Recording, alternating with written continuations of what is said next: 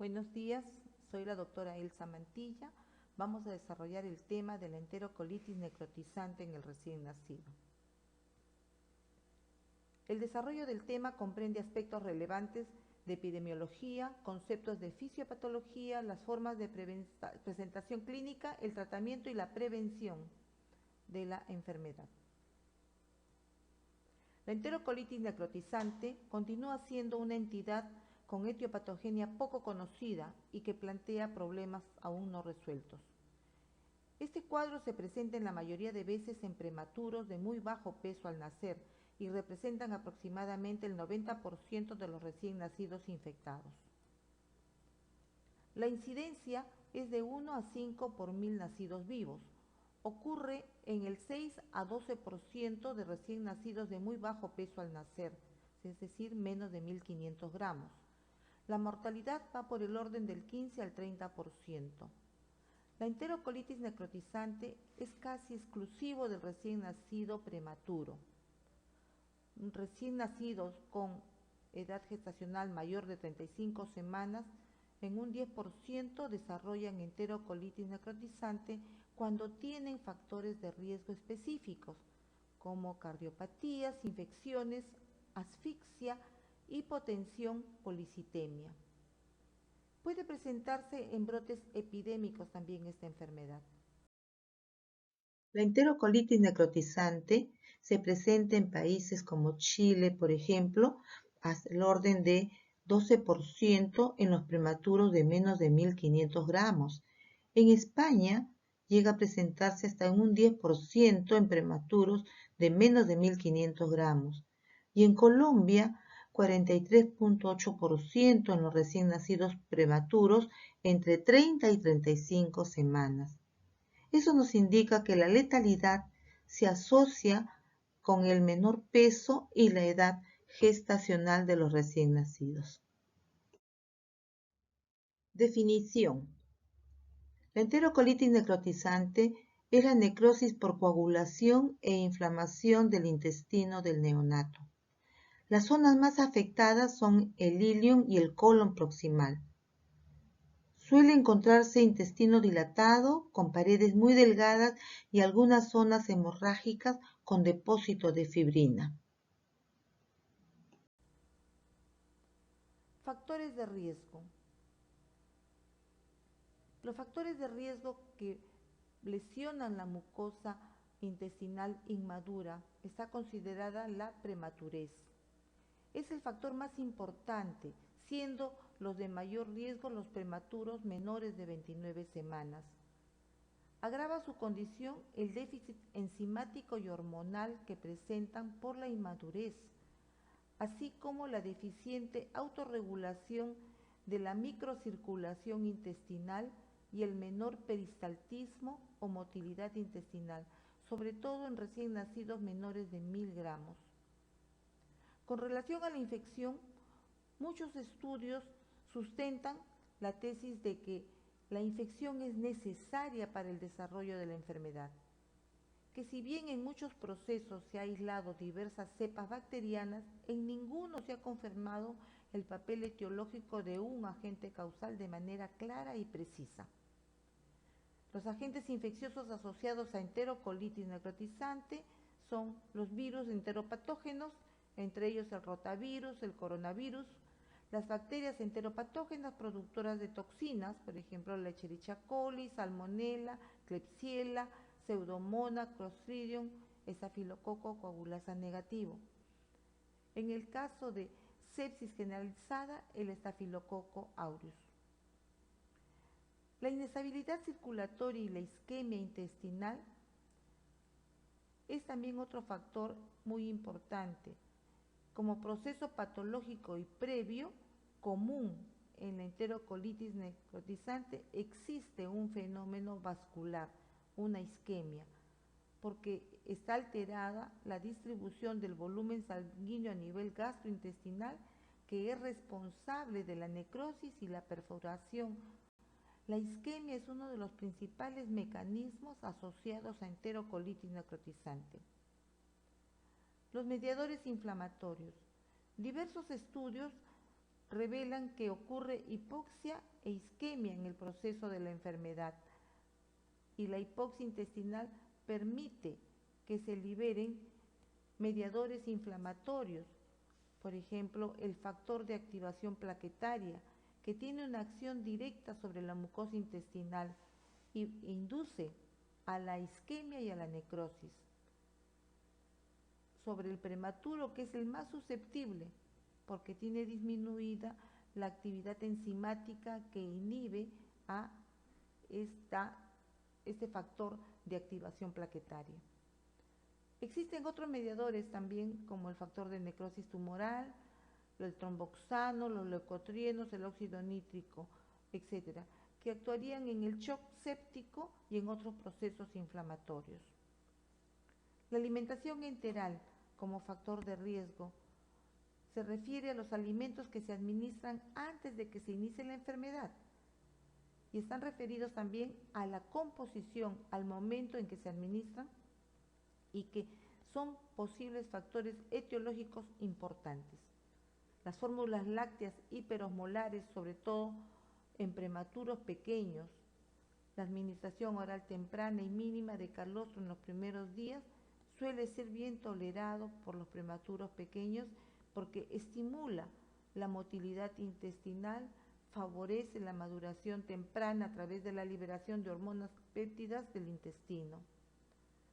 La lactancia materna tiene muchos componentes inmunoprotectores que favorecen el desarrollo del intestino del recién nacido. La fisiopatología de la enterocolitis necrotizante. Por principio, la etiopatogenia es multifactorial y la enterocolitis necrotizante suele ser el resultado de la acción de la microflora intestinal sobre una mucosa ya erosionada. La protección gastrointestinal se afecta porque el intestino del recién nacido y sobre todo del prematuro suele ser muy susceptible a la hipoxia e isquemia debido a la inmadurez.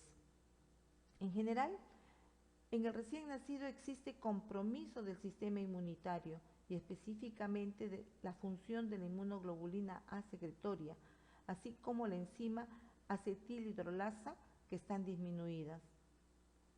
Además, está alterada la autorregulación-reperfusión del flujo intestinal, lo que va a retardar la reparación de la mucosa dañada. Bell señala dos posibles eventos locales que ocurren en el proceso de la enfermedad. Primero, la interacción entre la bacteria y el alimento que lo lesiona y a la mucosa, que lesiona la mucosa intestinal inmadura. La hipoxia y la isquemia que lesiona el intestino inmaduro producen alteraciones subclínicas y la fermentación posterior de los alimentos por las bacterias son las que van a conducir a la enterocolitis necrotizante clínica.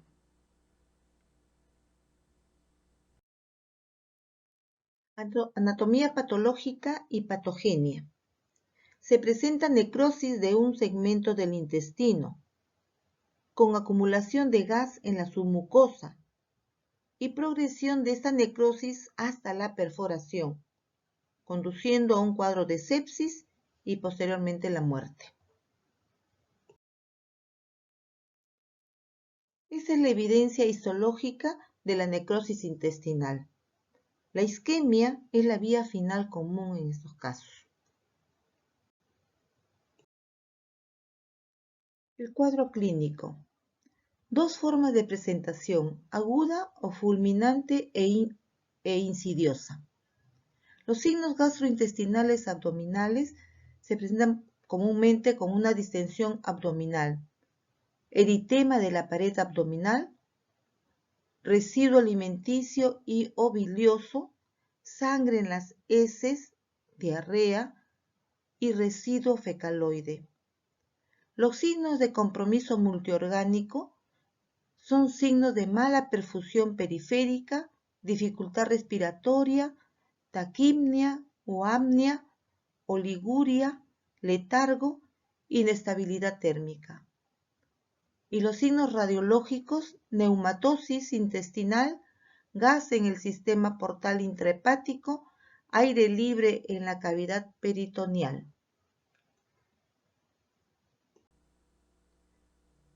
Los criterios de Bell.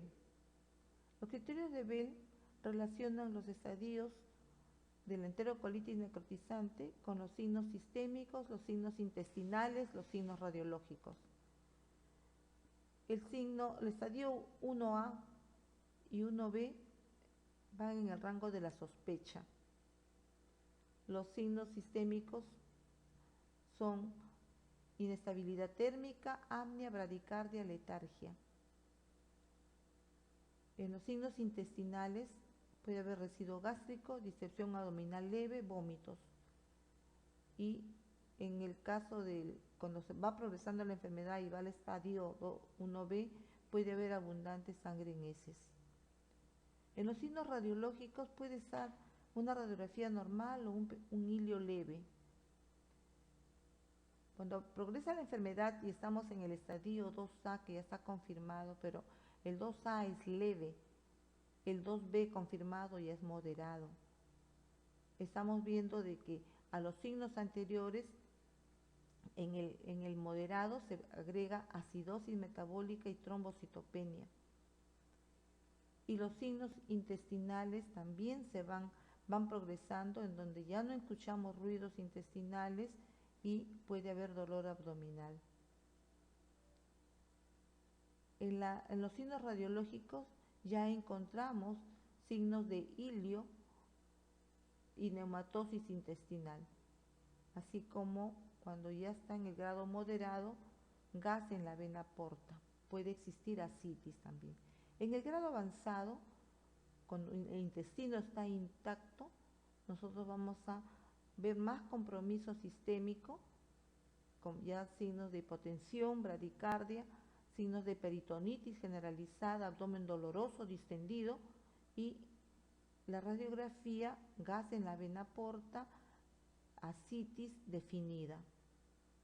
Y ya puede ser, en el caso grave con intestino perforado, lógicamente vemos ya los signos de peritonitis generalizada, abdomen muy doloroso, distendido, y estamos viendo neumoperitoneo en la radiografía. El diagnóstico clínico. El curso clínico puede variar de un proceso lento, indolente, a uno que avanza rápidamente a la muerte en pocas horas. Los primeros síntomas pueden ser apnea, bradicardia, letargo y temperatura inestable. Puede existir intolerancia alimentaria con altos residuos gástricos, vómitos biliares, que es lo más común. El signo más común que se presenta es la distensión abdominal. Puede haber sangre oculta en las heces. Los signos gastrointestinales progresan desde una distensión abdominal hasta una irritación peritoneal. La enfermedad localizada puede progresar a una peritonitis generalizada o empeorar focalmente con la evidencia de una masa abdominal. La ascitis puede llegar a ser evidente a medida que progresa la enfermedad.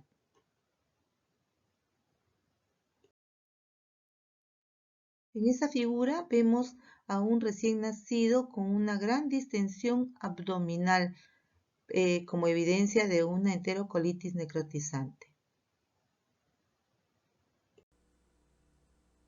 El diagnóstico. No existen pruebas específicas para diagnosticar la enterocolitis necrotizante. Existe leucopenia y neutropenia, neutrófilos menos de 1500 por milímetro cúbico. Están presentes en un 20 a 30% de los casos de enterocolitis necrotizante. La trombocitopenia, menos de 100.000 por milímetro cúbico, no se presenta en la etapa inicial. Se presenta acidosis metabólica. La radiología convencional es el método más empleado para el diagnóstico y seguimiento. Se toman en dos posiciones, anteroposterior y lateral izquierda. La ecografía Doppler permite detectar cambios en el haz intestinal en todas las fases, desde los estadios precoces. Hallazgos radiológicos. La radiografía antera-posterior es la que se indica o la de cúbito lateral izquierdo. Los hallazgos radiológicos más específicos son la neumatosis intestinal, que puede ser quística o lineal. Otros hallazgos son niveles hidroaéreos, dilatación de asas intestinales persistentes, paredes intestinales engrosadas, gas en la vena porta y neumoperitoneo. Aquí en esa radiografía estamos viendo de las etapas o los estadios 1A, en donde está con la sospecha, hasta el 1B, donde se encuentra distensión de las asas intestinales, ¿no? Y edema intramural, e incluso el signo de revoque, que es el gas que se encuentra entre las asas.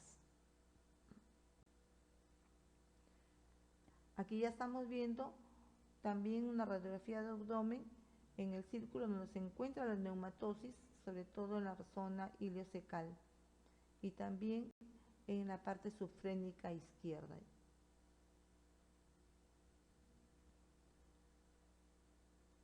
Acá vemos en el estadio 2B, en donde ya estamos viendo aire en la zona portal.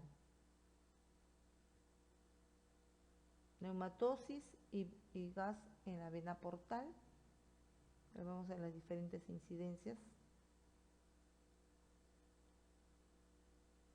También vemos acá en esta radiografía de abdomen, que están en decúbito dorsal, gran distensión abdominal, neumoperitoneo. Acá estamos viendo la citis también y el neumoperitoneo masivo cuando están en la posición supina. Otras modalidades de imagen. La ecografía se ha examinado como una medida complementaria para el diagnóstico y tratamiento del recién nacido con NEC. La ecografía Doppler permite detectar cambios en el haz intestinal en todas las fases, desde estadios precoces. La ultrasonografía ofrece ventajas sobre la radiografía convencional porque representa el espesor y la ecogenicidad de la pared intestinal. También va a mostrar colecciones líquidas libres o focales, el peristaltismo y la presencia o ausencia de la perfusión intestinal mediante el Doppler. Puede ser capaz de detectar pequeñas cantidades de gas intramural que no son detectables con otros estudios. El diagnóstico de la enterocolitis necrotizante se basa en la relación de los signos y síntomas que presenta el recién nacido, relacionándolo con la clasificación de Bell para ver el estadio en que se encuentra. El análisis de laboratorio que se solicitan en estos casos, haciendo los cultivos respectivos microbiológicos. Y la radiografía de abdomen, donde se evidencia la dilatación de las asas, el edema en la pared, neumatosis, ascitis o neumoperitoneo. El diagnóstico diferencial. El diagnóstico diferencial más relevante en un prematuro con distensión abdominal es saber distinguir si es NEC o sepsis con ilio. Cuando no hay signos clínicos evidentes de peritonitis o signos radiológicos de NEC, ambas condiciones pueden ser clínicamente indistinguibles y solamente se van a diferenciar después de que observemos el proceso de la enfermedad. Otras condiciones que pueden causar distensión abdominal puede ser una malrotación con vólvulo intestinal, peritonitis meconial, intolerancia nutricional, sepsis, enfermedad de Hirschsprung, atresia ilial, invaginación.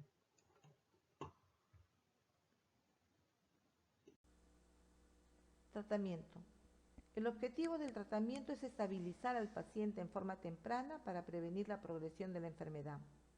Ante la sospecha de enterocolitis necrotizante, suspender la alimentación enteral, Se debe colocar sonda orogástrica, solicitar una radiografía de abdomen de frente y perfil, solicitar hemograma, PCR, AGA, electrolitos, urea y creatinina sérica. Evaluar los signos vitales, la perfusión periférica y la diuresis.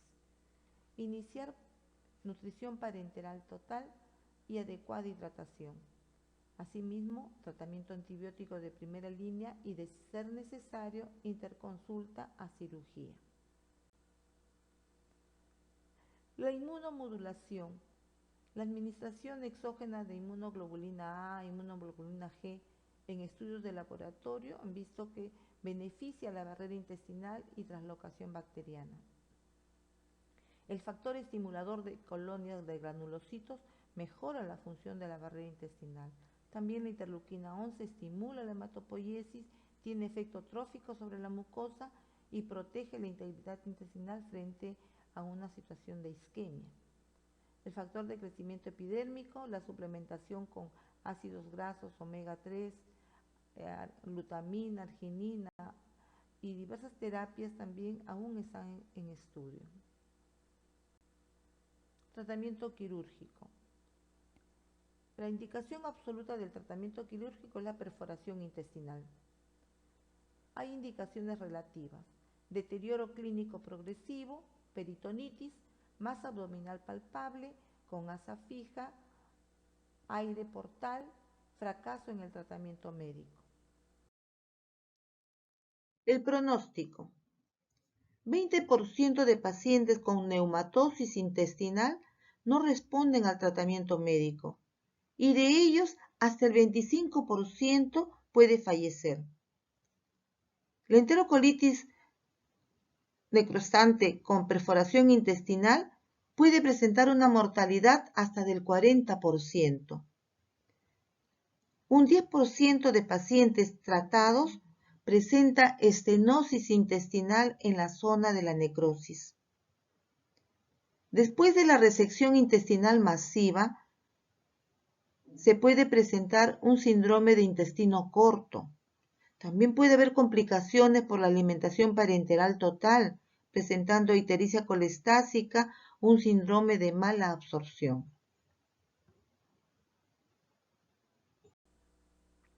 Estrategias de prevención. Cambios en la flora intestinal. Inducción de la maduración intestinal, el uso de corticoides durante el embarazo, inmunización pasiva, leche materna, protocolos de alimentación enteral estandarizados disminuyen en un 50 a 87% la enterocolitis necrotizante. El aporte mínimo y temprano de leche materna, pequeños incrementos en los volúmenes, la administración de antibióticos, el uso de probióticos. Es más efectivo cuando se combina lactobacillus con bifidobacterium. Conclusiones. La enterocolitis necrotizante es una enfermedad grave de patogénesis desconocida. Afecta sobre todo a prematuros, pero también se puede presentar en recién nacido a términos en un 10%. Su etiología es multifactorial. Los estudios radiológicos son métodos empleados en el diagnóstico y el seguimiento de la enterocolitis necrotizante. La ecografía Doppler podría ser útil en pacientes con enterocolitis necrotizante estadio 3. La alimentación con leche materna disminuye la incidencia de enterocolitis necrotizante. La alimentación enteral muy temprana constituye un factor de riesgo. Es una enfermedad predecible y prevenible. Esas son las fuentes bibliográficas que ustedes pueden consultar. Gracias por su atención.